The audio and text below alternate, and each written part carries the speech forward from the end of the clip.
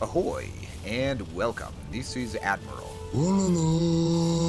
here with a trio of water-related ideas to complete the recent trio of water-related videos temporarily, before covering some other topics.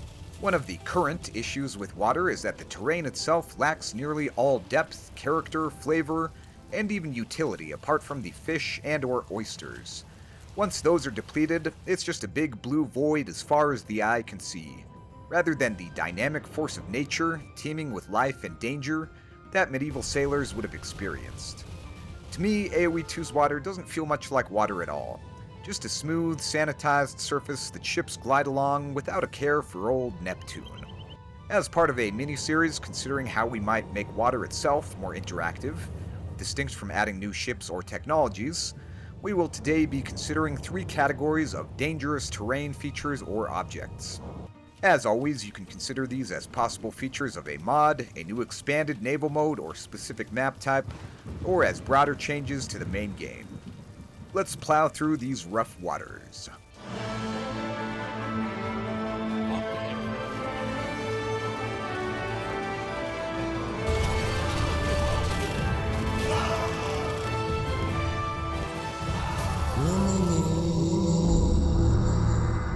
We'll start off with reefs, protrusions of rock, coral, or similar material that sometimes rose to the surface of the water or just beneath it, presenting a hazard to passing ships.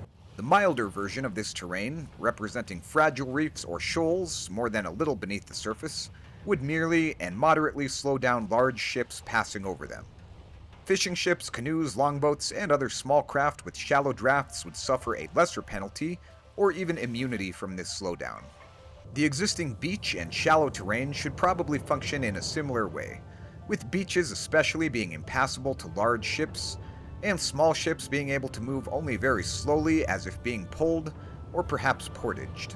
As it is, it's needlessly ridiculous that large ships can sail freely across vast stretches of beach, rather than running aground or simply not being able to enter that terrain.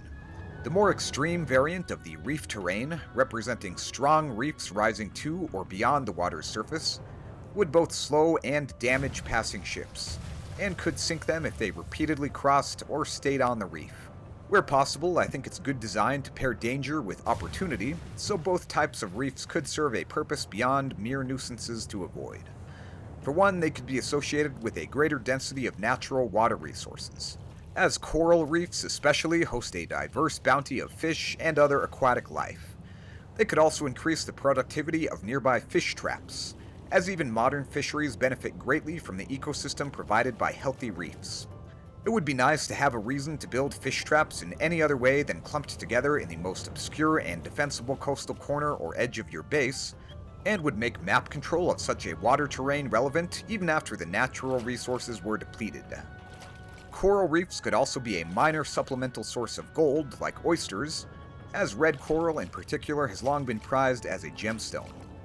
You could even make the argument that coral could provide a bit of stone, although I think this is kind of silly outside of a possible civilization bonus for the Swahilis, as they apparently did harvest coral as a construction material. Although in some cases this refers to the much more practical coral rag, limestone containing fossilized coral that was usually quarried on land.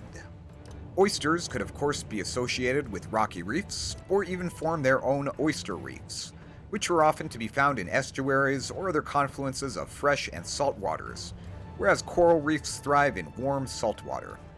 One other property of reefs which might be shared with beaches and shallows is that ships destroyed on them would leave a shipwreck, allowing a portion of their wood and possibly gold cost to be salvaged by villagers or lighter craft that would be immune or resistant to the ravages of reefs as we've discussed. If not harvested over time, the shipwreck and its resources would eventually decay, although much more slowly than slain animals. I think the reef terrain, and especially the milder version, is tame enough to make an appearance on many water maps and scenarios, and it could even be layered with water for a purely visual effect.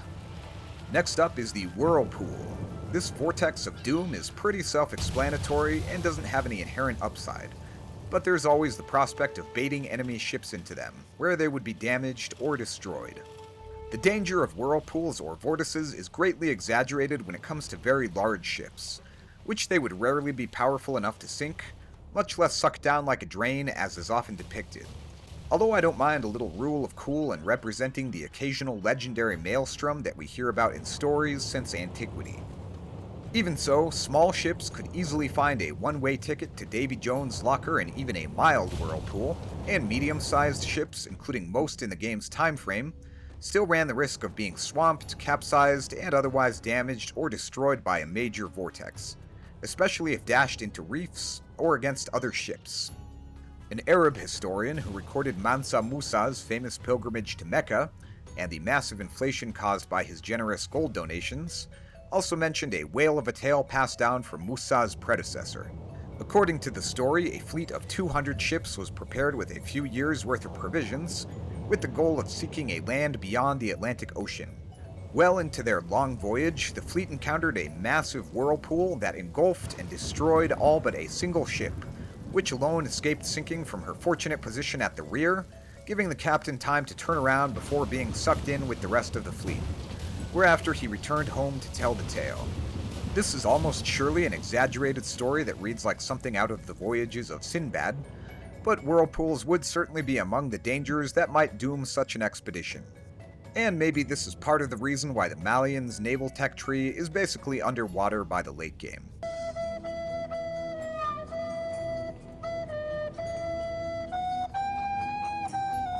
Whirlpools large and small would be one of the more niche water features that I don't think need to appear on most water maps, but they're cool enough to justify their existence for the sake of a few water-themed scenarios and random maps where increased bounty is balanced by the heightened danger. Last up, we have ocean storms, ranging from mild to major. You could implement them as a map-wide feature, but for tactical variety I'll be considering them either as a terrain or ocean-bound objects that can move around a little within a constrained area.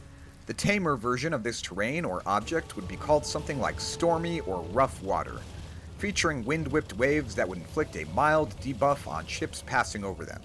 As with reefs, this might be a small reduction in speed or reduced line of sight for rainstorms, which could also be implemented separately for heavy rains or foggy weather or fog-covered terrain. But the main feature I would have for rough or stormy water is that small and medium ships on it take a bit more damage, as the churning waves would disorient the ship and more easily swamp or penetrate the damaged hull, making it more susceptible to sinking. This would be similar to the elevation penalty for land units, but more subtle, perhaps a 10% greater damage taken by ships on rough water. I have another idea that would be analogous to the water equivalent of the elevation advantage to help you better weather engagements, but we'll cover that in a future video that emphasizes beneficial water terrains, objects, and features. The yin to this video's yang. And of course, you could have a more punishing variation of the rough water terrain, as well as massive moving storms to represent typhoons and hurricanes that could destroy any ship. And that would be useful to have to depict the divine winds that helped the Japanese stave off the Mongol invasions, as well as other famous historical cameos of wrathful waves. But these should probably be scenario exclusives, or things that only appear on disaster-themed map scripts. So those are my thoughts on 3 terrain-adjacent water features that would throw a dash of spice into the sea, and would open up some obvious avenues for distinctions between ship types, civilization bonuses, new buildings like lighthouses, and new technologies like the compass. Let me know your thoughts on these features, where you think they belong, and so forth. That's all for today, and thanks for watching. This has been me drafting and discussing dangers of the deep and dreadfully disadvantageous shoals. Till next time.